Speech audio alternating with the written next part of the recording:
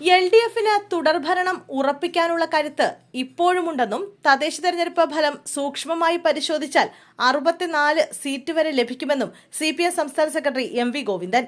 ഒരുപാട് തിരിച്ചടികളും തോൽവികളും കടന്നാണ് CPMഉം ഇടതുപക്ഷവും ഇന്നത്തെ അവസ്ഥയിൽ എത്തിയതെന്നും തദ്ദേശ തെരഞ്ഞെടുപ്പോടെ ചരിത്രം അവസാനിക്കുന്നില്ലെന്നും പാർട്ടി വിരുദ്ധരെ ഓർമ്മപ്പെടുത്തി സംസ്ഥാന സെക്രട്ടറി. തദ്ദേശ തെരഞ്ഞെടുപ്പിൽ LDF നേരിട്ടത് അപ്രതീക്ഷിത പരാജയമെന്ന് CPIM സംസ്ഥാന സെക്രട്ടറി MV ഗോവിന്ദൻ. CPMന്റെയും LDFന്റെയും അടിത്തറ തകർന്നുവെന്ന വിശകലനത്തെ അംഗീകരിക്കാനാകില്ല. ഭരണവിരുദ്ധ വികാരം ഉണ്ടായെന്നതും തെറ്റാണ്. ജില്ലാ പഞ്ചായത്തിലെ വിജയമാണ് അടുത്ത നിയമസഭാ തെരഞ്ഞെടുപ്പ് ഫലത്തെ നിർണ്ണയിക്കുക.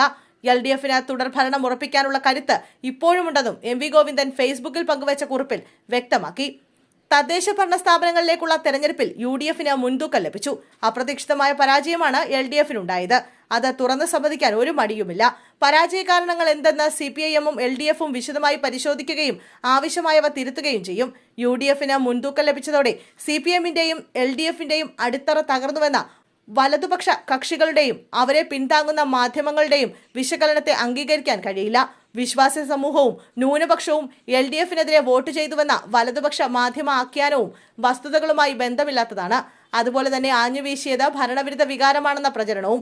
10 വർഷമായി ഭരിക്കുന്ന LDFന് വോട്ട് കുറഞ്ഞെങ്കിലും കഴിഞ്ഞ ലോക്സഭാ തെരഞ്ഞെടുപ്പിലുണ്ടായ തോൽവിയെ മറികടക്കാനും അടിത്തറ ഭദ്രമാണെന്ന് തെളിയിക്കാനും കഴിഞ്ഞിട്ടുണ്ട്. കോർപ്പറേഷനുകളിലും മുനിസിപ്പാലിറ്റികളിലും ബ്ലോക്ക് പഞ്ചായത്തുകളിലും ഗ്രാമപഞ്ചായത്തുകളിലും UDF മുൻതൂക്കം നേടിയെങ്കിലും ജില്ലാ പഞ്ചായത്തിൽ ഒപ്പത്തിനൊപ്പമാണ്. 7 വീതം ജില്ലകളിൽ ഇരുമുന്നണികളും വിജയിച്ചു. തിരുവനന്തപുരം കോർപ്പറേഷനിൽ ഏറ്റവും വലിയ ഒറ്റകക്ഷിയായെങ്കിലും കേന്ദ്രഭരണത്തിന്റെയും പണത്തിന്റെയും പിന്തുണയുണ്ടായിട്ടും അവകാശവാദങ്ങൾക്കനുസരിച്ച് സംസ്ഥാനത്ത് സ്ഥിതി മെച്ചപ്പെടുത്താൻ BJPക്കായില്ലെന്നും അദ്ദേഹം പറഞ്ഞു.